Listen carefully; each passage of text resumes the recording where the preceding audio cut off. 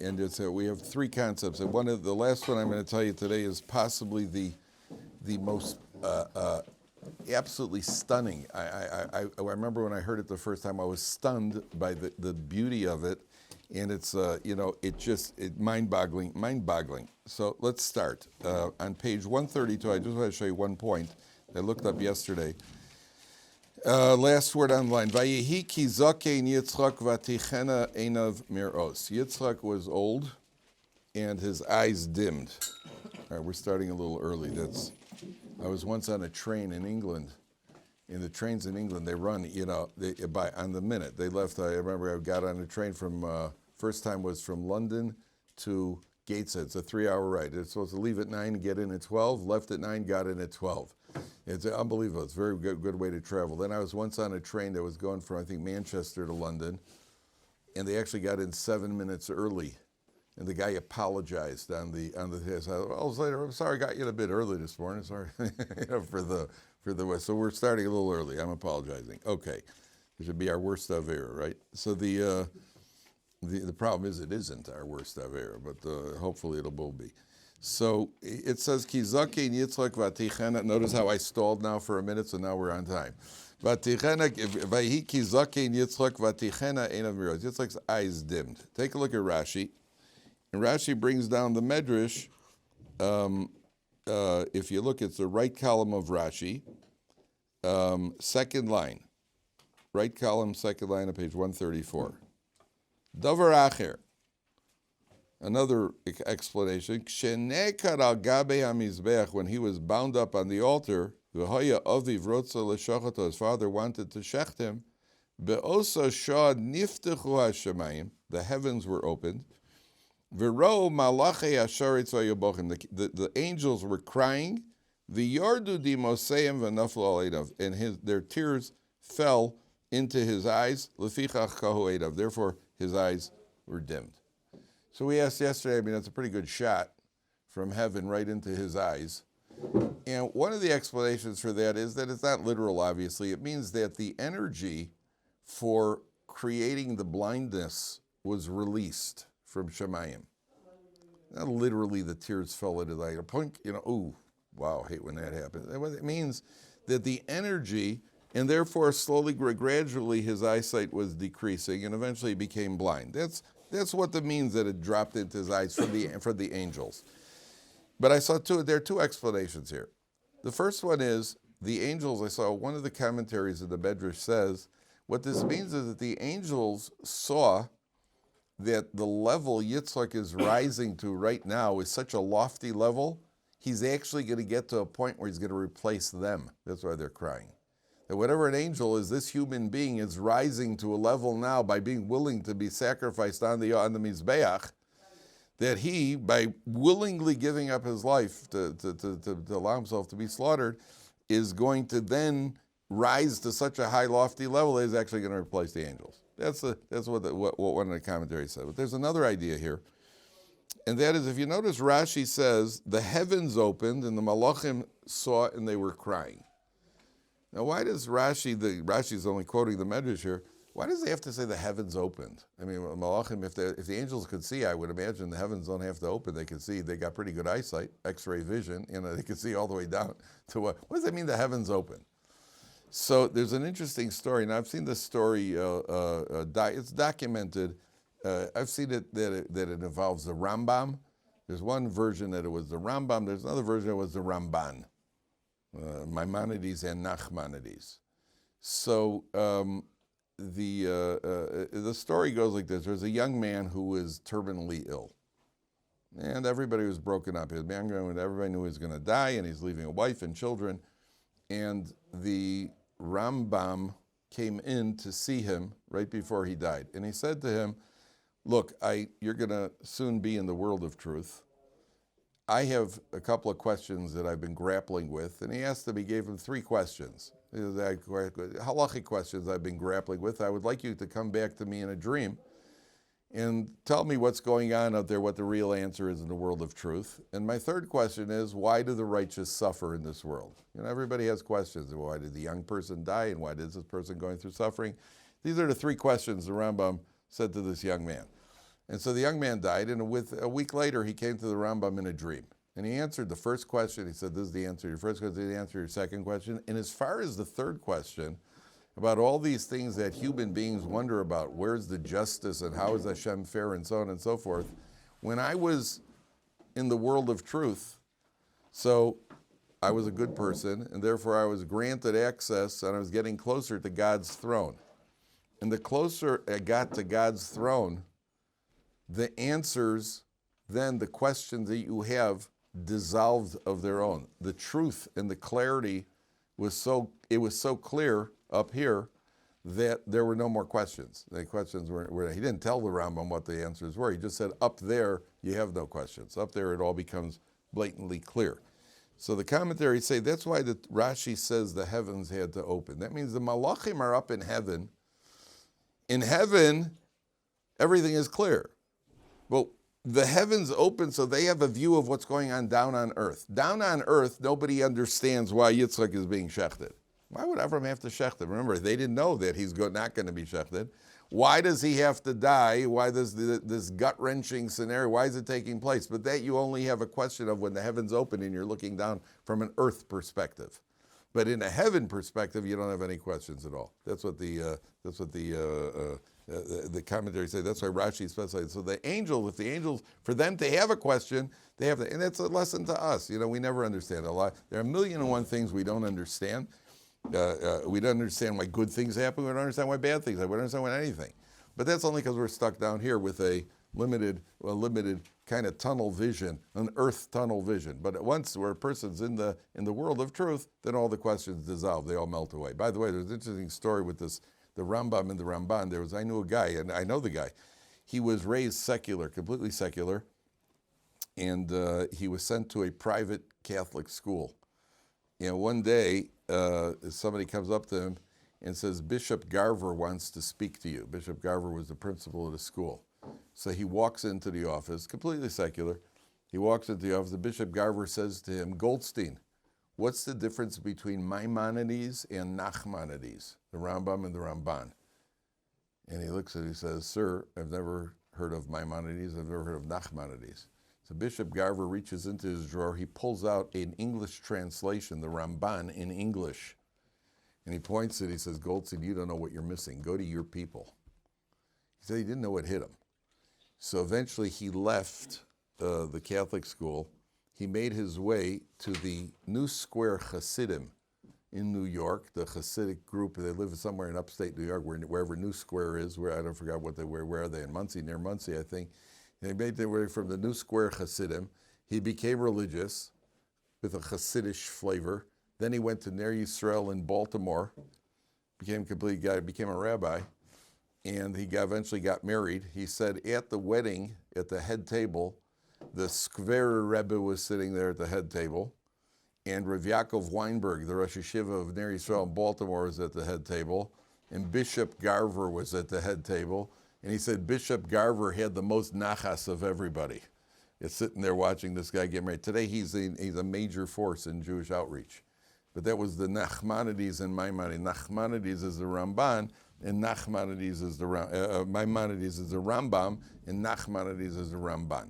Okay, that was as far as the drops in Yitzhak's eyes. Now, let's go back to where we were yesterday. Rivka sends Yaakov in on page 136. And the Medrash says that when she told Yaakov to go into his father, Medrash says Yaakov was crying as he did this. He was absolutely crying when he went to get these 2 sheep, 2 goats, and his knees, the terminology of the Medrash is that his knees were dissolving. He was so weak-kneed that 2 angels had to come and support him from either side. They were holding him up as he went to do this because this is the last thing in the world he wanted to do. Now, we got yesterday where Yitzhak, he comes in, and Yaakov says to him, Yitzhak says to him, who are you? And then Yaakov says to him on 136, page 18, in Pasuk 18. It's about 11 lines from the top of the page. Vayovo el aviv, vayomer avi, vayomer hineni, mi ata bini, vayomer Yaakov el aviv, anochi, kama. He didn't say it with a comma. He said, Anochi Esav b'chorecha. I am Esav, your firstborn. But really, it could be read, it is I. Anochi. Notice he didn't say Ani Esav Bechorah. Ani means I am. Anochi means it is I. So that lends itself to the little white lie over here. Anochi, it is I, Esav Bechorecha. Esav is your firstborn. Asisi kasher dibarte elai. I've done what you've said. Kumna shva ve'ochla mitzedi bavor tevarchani nafshecha. Please arise and sit at the table and eat from what I've brought you, so you give me a bracha. Vayomer Yitzhak el beno. So Yitzhak says, Maze miharta limso beni. Boy, you got this food in a hurry. How did he get it so fast? Yitzhak is, again, I told you, Yitzhak is sniffing out something, what's going on here?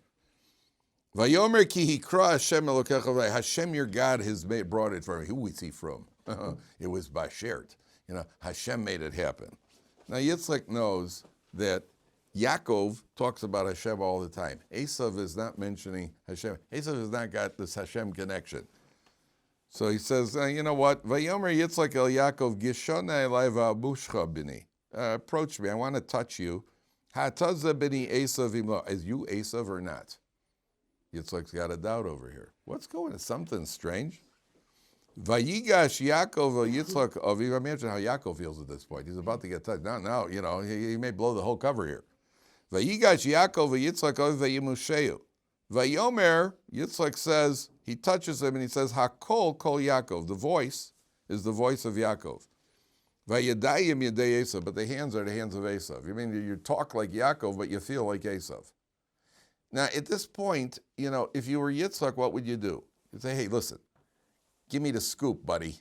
What's going on here? But Yitzhak doesn't say that. So I told you yesterday, at this point, Yitzhak says we're going to just let this play out however it is. Now, this is a very famous line, Hakol kol Yaakov. The Gemara says on this, when the voice is the voice of Yaakov, that means when we are learning in Torah, and the way the Medrash puts it, when children are chirping Torah in schools, in their beit, in the cheder, then the hands will not be the hands of Esav. That means Esav's violent hands against the Jewish people are dependent on how we relate to Torah. If we're studying Torah, we weaken Esav's hands. And if we release our devotion to Torah, then it gives Esav's hands of violence attack the Jewish people. So the commentary says, well, 1 second. Because it says, Hakol, kol Yaakov. The voice is the voice of Yaakov. Vayadayim yedei Esav. Now it sounds like the opposite of what the Gemara says. It sounds like when it's Yaakov's voice, then the hands of Esav will be the hands of Esav. So how did the Gemara say, you follow the problem, gentlemen. How did the Gemara say when Yaakov, in the voice of Yaakov, it won't be Esav's hands? If clearly the Pasuk says Hakol, when it is the voice of Yaakov, the hands are the hands of Esav. So how could make up your mind? Is it when we are learning or we're not learning? So the Vilna Gaon says, you'll notice that the word kol is written a different way. Look at the way it's written. Hakol kol Yaakov, the first time it says Hakol is without a vav. And in the Torah, it appears without vowelization.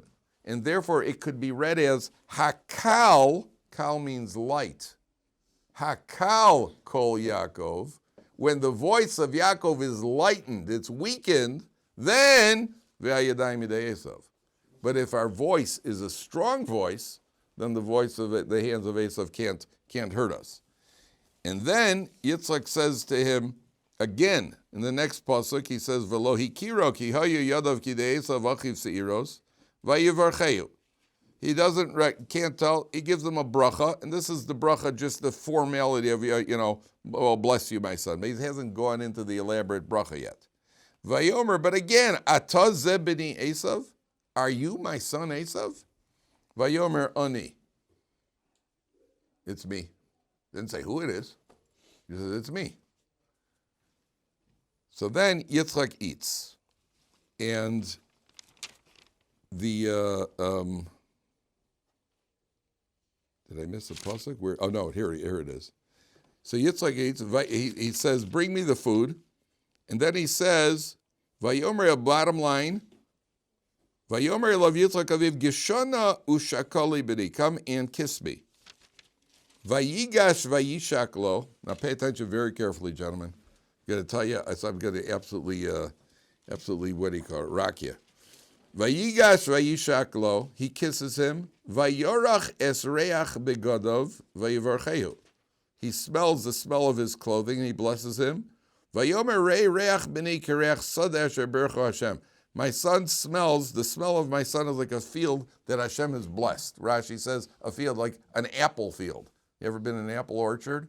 You ever gone into an apple orchard? Yeah, me either. But if you do, I think I've been there. So, apple orchard. You ever smell goat skins?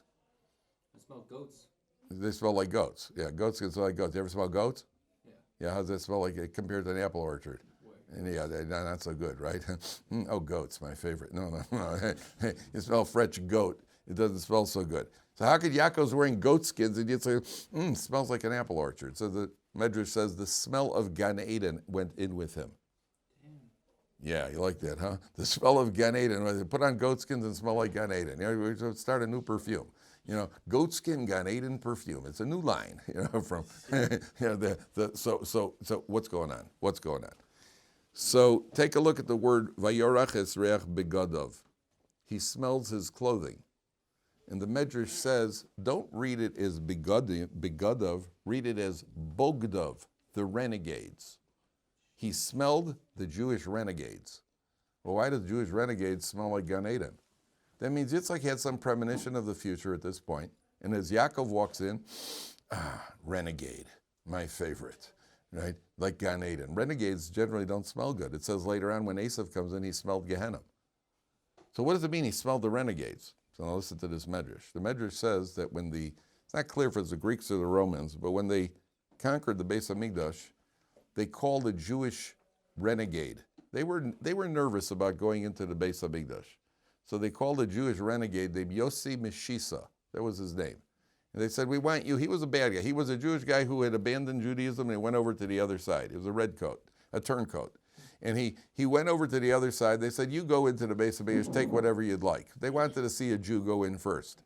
So he goes into the Beis Hamikdash and he took the golden menorah and he came out with the golden menorah. It's a nice piece of equipment. The golden menorah, I made with calculation. It's worth it. There was so much gold in the menorah that the arms, they calculate that the arms of the menorah, gold is a very soft metal. The arms of the menorah of being solid gold could not possibly stand up. There was no alloy there. It's pure gold. So they make the calculation that the 7 arms of the menorah that were sticking out, the gold is too heavy for the arm to actually stick out. It was only able to stay up miraculously. That's how heavy the gold was in the menorah. So he comes out with the golden menorah. They said to him, listen, no, that's you've gone a bit too far. That's not something for a commoner. That's something only a king gets, a menorah.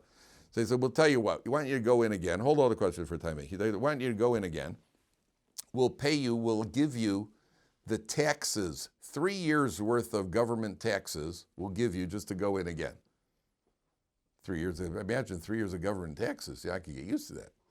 So the guy says to him, listen, it's enough that I antagonized my creator once by going in. I'm not going in again.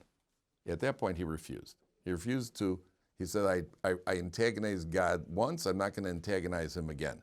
So they took him and they attached him to a carpenter's bench, and they started sawing off pieces of this Jew.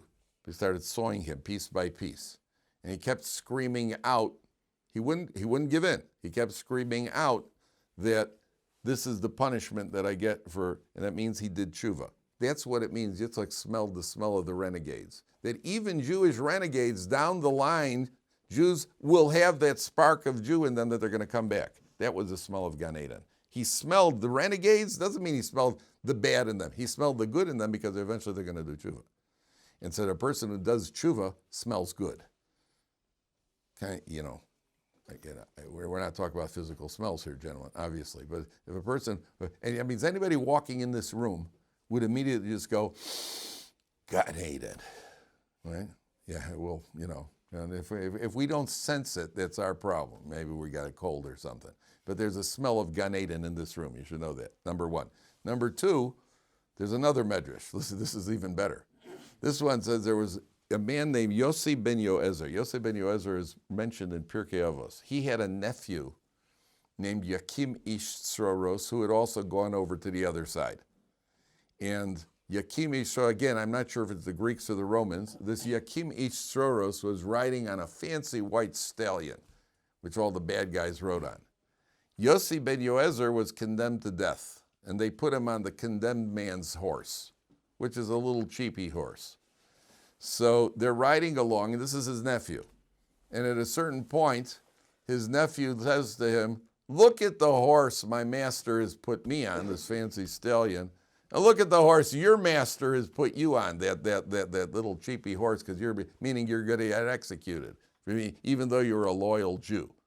So Yossi Eliezer said to him, "Well, if this is the way, if this was what's done for people who keep who are rebel against the Torah, if that's how people who rebel against Torah are rewarded like you, imagine the reward for people like me."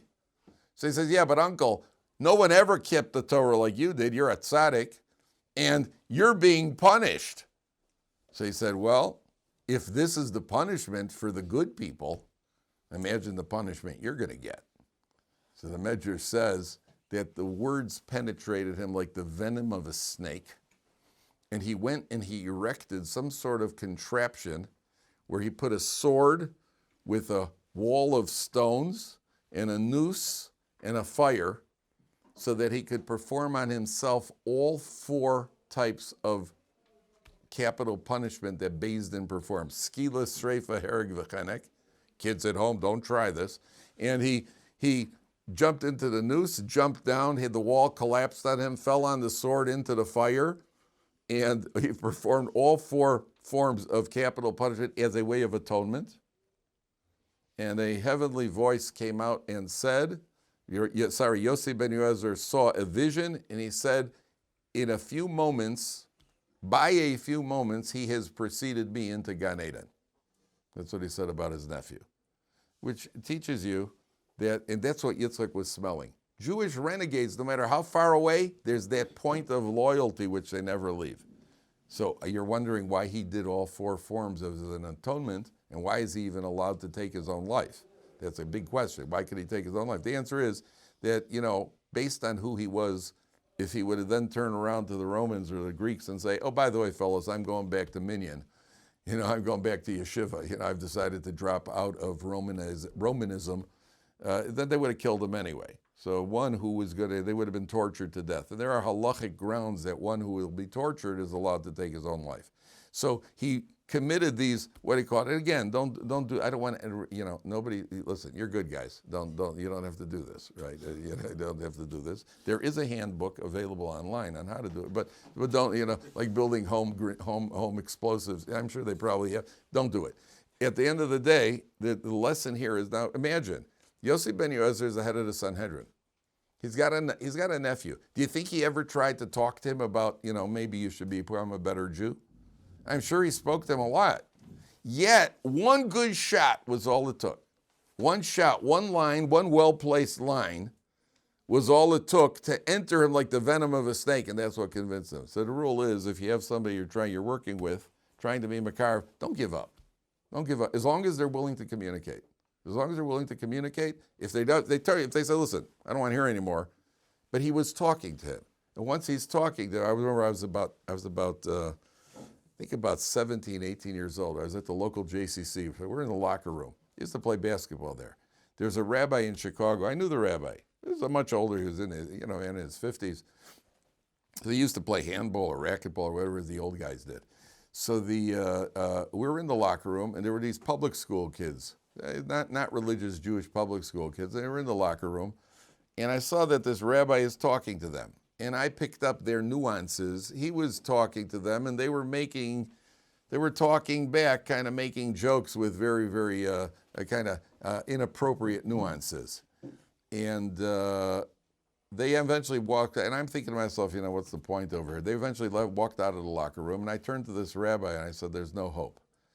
So he looked at me, he goes, "You're making a mistake. As long as there's talking to you, even if they're talking dirty, there's hope."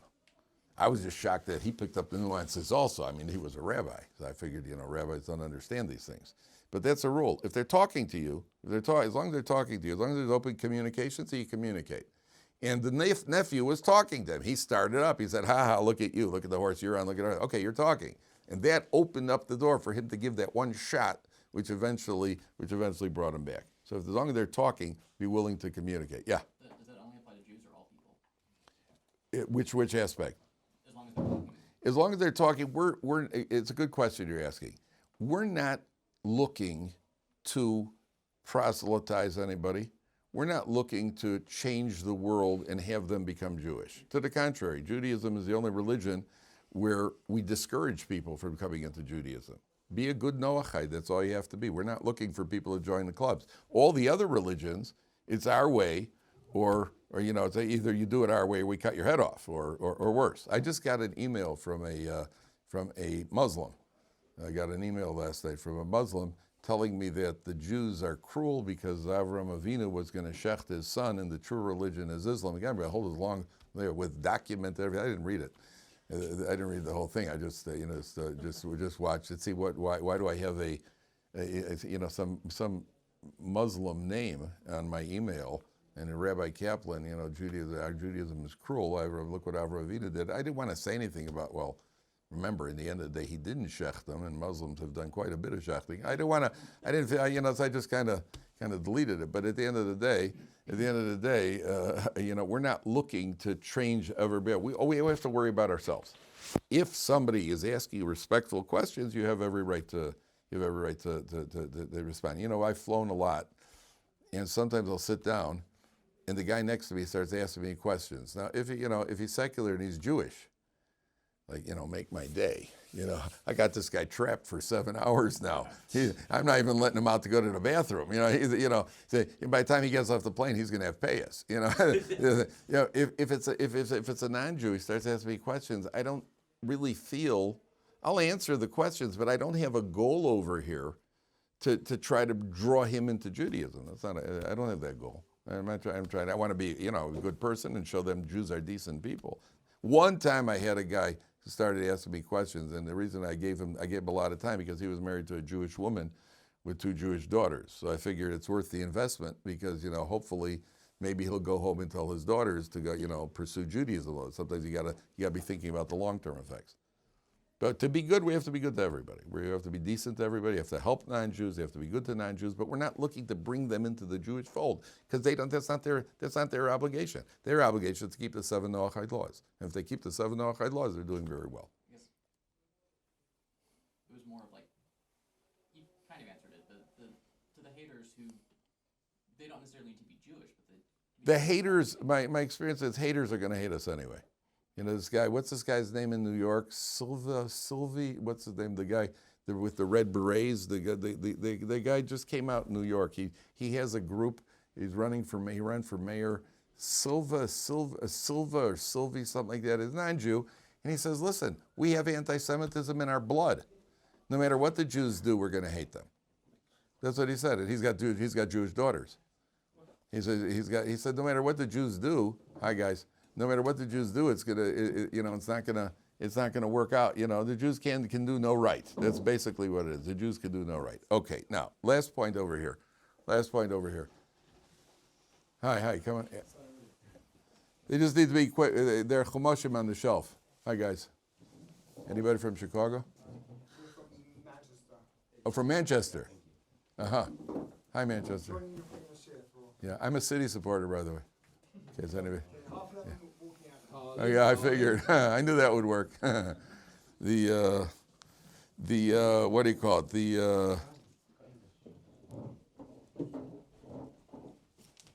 They have Chumashim. We're on page 138. Okay, guys, last point here. So Yaakov gets the bracha, and the Torah describes the bracha that Yitzhak gives him. V'yiten l'chayil k'mitala shemayim, the best of the rain and dew and everything else. So stay with this, gentlemen. This is stunning. Look at Pasuk Lamed. Vayhi, page 138, 6 lines from the top. Vayhi kasher kila Yitzhak levarech es Yaakov. Yitzhak finished giving Yaakov the bracha. Vayhi ach yotzo Yaakov. Yaakov gets the bracha now, and he leaves. And the Medrash says he was behind the door. He didn't even make it out. The door folded. He heard Esav coming. He jumped behind the door. The Esav achiv ba mitzeido. Esav walks in. Vayaz gamu matame vayave la'aviv. He also made delicacies. Yitzhak had sent him out to get the food. Vayomer lo aviv yakum aviv yochal b'tzeid beno bavur tevarchani nafshecha. Dad, get up and eat. Vayomer lo Yitzchak miyata, who are you? What does Yitzhak realize at this point? Who are you? Oh, 1 second. Oh, 1 second. You're coming in and telling me that you brought what you hunted? Who are you? Well, if you're Esav, then who must that have been? Uh-oh. God, we got us a situation. Vayomer ani bincha bechorcha Esav. I'm your son, your firstborn Esav. Vayecherad Yitzchak charada gedola ad mod. Yitzchak trembled, a great trembling. Vayomer mi efo hu had sod side. So who was the other guy who hunted? Vayovo livochal mikol beterem tavo v'archeo. And he gave me to eat. Gam baruch. Indeed, he should be blessed. Oh, what happened over here? Listen carefully. Yitzhak says, hey, if you're Esav, that was Yaakov. Uh-oh, he should be blessed. That means don't make a mistake of thinking that now that I realize he deceived me, that I'm taking back the bracha. To the contrary, I'm ratifying the bracha over here. What's going on? So Rav Hirsch says, listen, let's go back to the question I asked you yesterday. As far as costumes go, as far as masquerading, this was not the most elaborate costume. What could Rivka possibly have hoped in Yaakov? How much do you think that masquerade and that costume was really going to work on Yitzhak? How much, what are the chances that this is going to work? That you're going to get in and actually deceive him and get a bracha? Honestly, is that really going to work? The answer is that the entire point of the masquerade was the masquerade itself. And what that means is as follows. Rivka and Yitzhak have a different view on Esav. Rivka knows it. She may have been trying to convince Yitzhak and he didn't accept it. And there's one view that she never contradicted Yitzhak.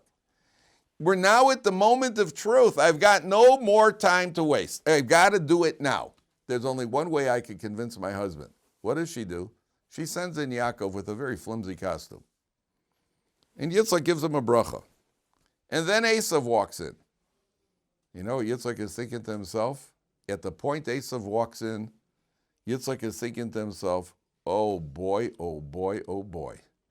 If a Yaakov, the man of truth, could deceive me with a flimsy costume, what's Esav been doing to me all along? At that point, he realizes she was right. If a Yaakov with a flimsy costume, that duped me, when does he realize that? He realized that the minute Esav walks in. And that's why Yitzhak trembles. Why is he trembling? He's not trembling out of fear of Esav. Yitzhak is trembling because he realized he almost gave the eternal bracha to the wrong person. He was saved at the last minute.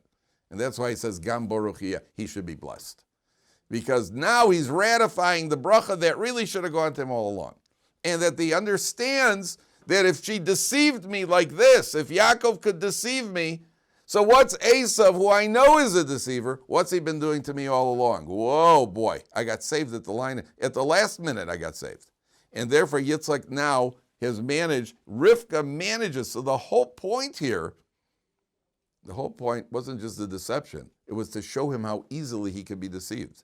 And if you could be deceived easily, then you could certainly be deceived by a wily, cunning conniver like Esav. And therefore Yitzhak realizes, I almost blew it and I was saved at the last second by Rivka. It's unbelievable to approach. Rav Hirsch's approach in the whole story.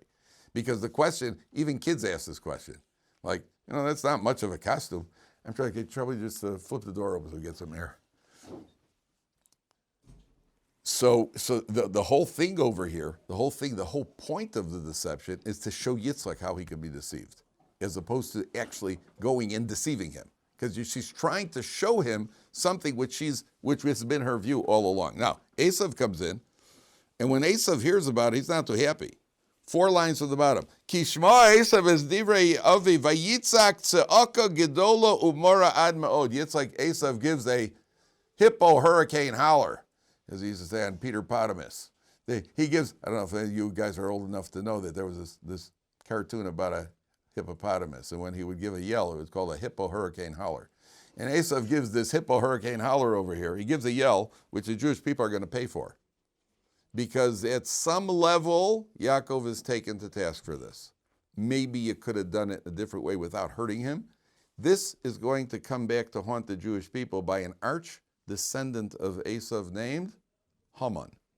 And the decree of Haman against the Jewish people in the Purim story, what do we find Mordechai does? Mordechai goes out there, and Mordechai gives a tza'aka gedola umar. Mordechai yells, he gives a major, that cry of Mordechai, because there's a decree of annihilation against the Jewish people, that all comes back to this cry over here of Esav. That Esav was put into a position where maybe Yaakov could have done it a different way. Even at that level, that subtle level, there's a subtle level of responsibility, and your descendants are going to be in a situation where they're going to be so petrified. The leader, Mordechai, is going to go out and he's going to give a yell at the time of the Purim story. That's going to be the accountability over here. Now, 1 second. So Yitzhak says, what can I do? How can I give him a bracha? I am ready to put him ahead of you. So then Yitzhak says to Esav, come on, Dad, give me a, he starts crying. So look on page 140, the bracha he gives to Esav. This is a very, very strange bracha. On page 140, 6 lines from the top. Vayan Yitzhak aviv vayomer elav. 146 lines from the top. Vayan Yitzhak aviv vayomer elav. Yitzhak says to Esav, okay, I'll give you a bracha. He named me Shmanei ha'aretz yeh moshevecha. From the most fertile land, that's where you're going to dwell. Take a look at Rashi for a second, gentlemen. Look where this land is. Right column of Rashi, 7 lines from the top. Pasuk Lamed Tes. If you find it, please show the person next to you. Mishmanei ha'aretz, the fertile land, says Rashi. Can you read that word with the? Everybody read it? Zu. Everybody see where it is? 4 lines from the bottom in Rashi. What is this fertile land? Can anybody read that word? What's the first letter? Aleph. Italia shel Yavan. Italy. An Italian, a nice fertile area. Good grapes, meatballs, spaghetti and meatballs, pizza. You got a very fertile soil. Italia shel Yavan. That's where the Italians are directed, the descendants of Esav. All right, nowadays we don't know. The Russians are also descendants, the Germans certainly descendants. So we don't know. They got all mixed up. But that's Esav's main dwelling is going to be Italia shel Yava. Aren't there a lot of similarities between the Italians and the Jews? Yeah. And they even work together in the mafia. So, there's kind of a brotherly connection there. So very family oriented, right? That sort of thing. Very, they keep, mamma mia, that sort of thing. You're going to have the heavens. Then look at the rest of the bracha. You're going to live by the sword. You're going to live by the sword. Who was the first nation that developed warfare in an organized manner? The Romans. Right? The Romans with the defenses and the legions, that sort of thing. You're going to live by the sword. You're going to conquer. The Romans, who are the descendants of Esav, you're going to conquer by the sword. Now, what's strange over here is that it says you're going to live by the sword. If you were giving a sword bracha, how would you have worded it? I would say you're going to conquer by the sword. I mean, you live by the sword, you also die by the sword. You live by the sword, you die by the sword. And, very few mafia people die in bed, just of natural causes. They also die from lead poisoning. So what was do you know that there's a story, there was a bunch of Jewish people close around the time of the Second World War. There were some Jewish yeshiva guys that were trapped somewhere in Italy. They wanted to send them back to Germany. And Rav Aaron Kotler, who was the Rosh Yeshiva of the Lakewood Yeshiva, after trying all the means of getting them released, they realized he's only got one hope, which was to get to the head of the Bonanno family. I think it was a Joe Bonanno. Then eventually they put a rubber band around it on a wall and it sold it for $6 million. But they put the head of the Bonanno family, and Rav Aaron Kotler was living in America, and they had to get to this mafia chieftain, and they knew that this mafia chieftain would be able to get them released in Italy. Documented incident. So Rav Aaron Kotler was the head of the Lakewood Yeshiva. He went with a man named Irving Bunham. And somehow they found out where Mr. Bonanno was. They had to get through his henchmen and everybody. And they got into him, and they came to him and pleaded with him. Now, Rav Aaron Kotler only spoke Yiddish. Mr. Bonanno did not. So Irving Bunham was the go-between, and he's with his chomping on his big cigar, and he go, "What do you want?" And he tells him what he needs, and he said, "Okay, but I want one thing. I want a blessing from the rabbi." So Ron Cutler gave him. I mean, how are you going to bless this guy? Ron Cutler blessed him that he'll live to a ripe old age and he'll die of natural causes in bed. He liked that bracha. So he said, "Okay, I'll release them." And he got these Jewish guys were released from Italy. Okay? Years later, eventually he died and of ripe old age. Years later, at the Lakewood Yeshiva, a limousine pulls up. These guys get out with black hats, and these Italians come in. They're looking for the Grand Rabbi. They wanted a Grand Rabbi because it was the son of Joe Bonanno who wanted a bracha.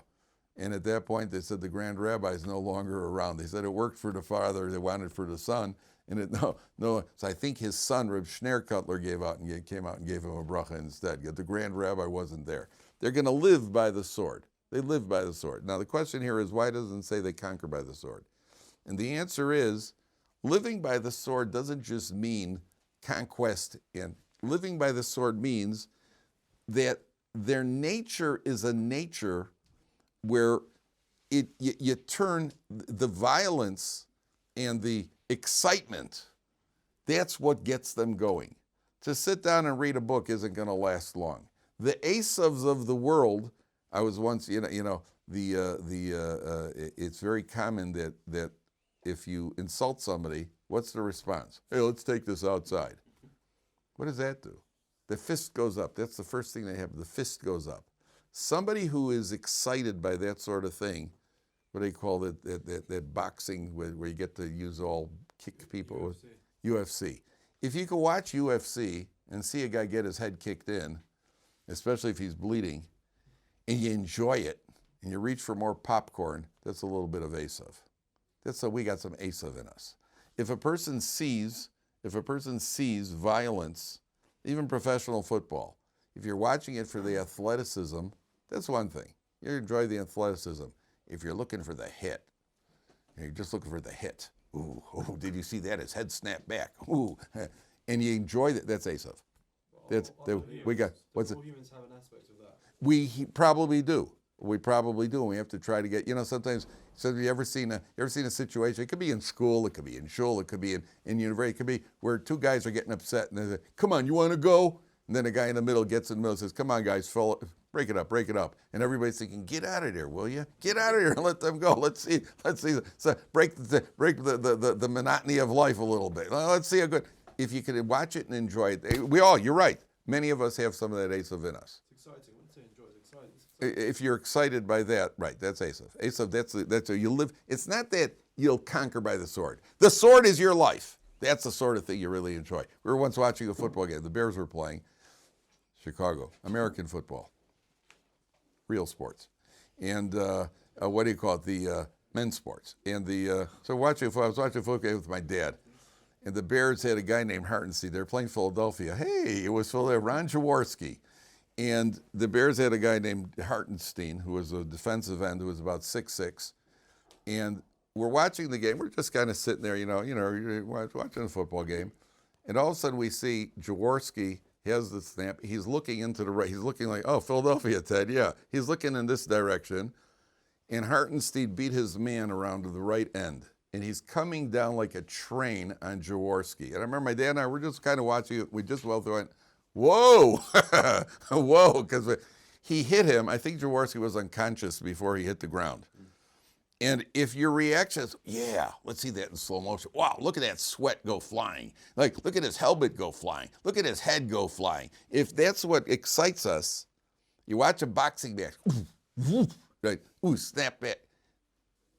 I'm as guilty as the rest of us, you. But if we are interested in that, it's just telling you, we got some Esav in us.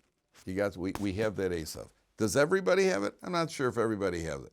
But if we do have it, we have to work on getting it out, because that's Esav. Somebody told me in the Gulf War, 1991, when the Americans were what do you call it? When what's his name? Saddam Hussein He should rest in pieces. And when he was, what do you call it? So he's threatening Israel, and the Americans are bombing him. They got all these new missiles and equipment, and they were testing it. And the guys told me they were watching this on TV because the war was going on. It went on for about a month. And they're watching it every night. They're watching the war live. And he's like, wow, just took down a house. That's unbelievable. Give me some of those chips, will you? This is unbelievable. And you're enjoying the violence. You're enjoying the what's going.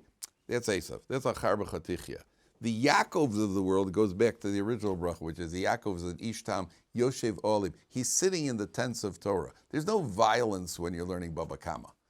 There's no way. Maybe you and your chavrusa get upset with each other, but it should never come to blows, that's for sure. Right? Come on, I told you, it's amigu. Boom. It's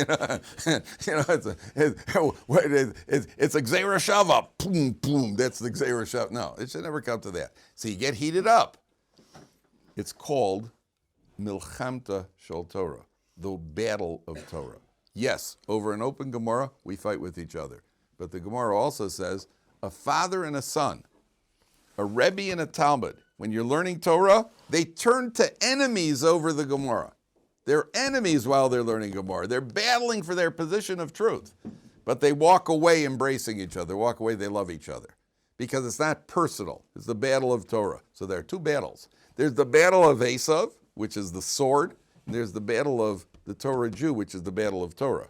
That's the battle we're supposed to be fighting. And to the degree that we have this battle in us, pushes out the Esav, pushes the Esav. That's really what the goal is supposed to be.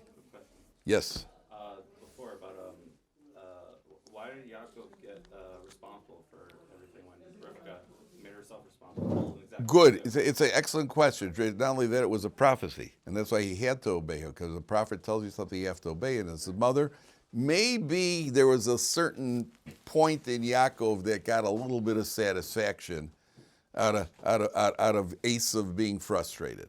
And for that little bit of satisfaction, or maybe he could have done it in a different way without it having to cause so much sorrow. A tzaddik is held to a very exacting level. And therefore Yaakov is taking the task. Also, why did, didn't Yitzhak know what kind of person Esav was? So, why?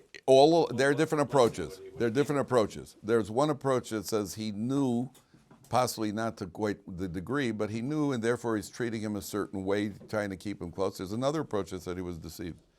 And not only he was deceived, Rivka had her hands tied. She couldn't tell him openly, and that what Esav really is. If he gave him the blessing, what blessing would he give him, and what? He would have gotten Yaakov's blessing for material goods.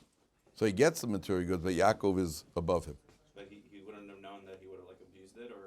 He at that point he was almost deceived. That's why he trembled. That's why he trembled. He almost lost. He almost gave the right bracha to the wrong person. Okay. So with Yaakov and Rivka, there was no discussion. He just accepted what she said. And, Yes. And the question is, should he have had a discussion and maybe come up with a better way of doing it? Possibly, either discuss it or maybe not enjoy it so much. But at some level, there's something. Yeah.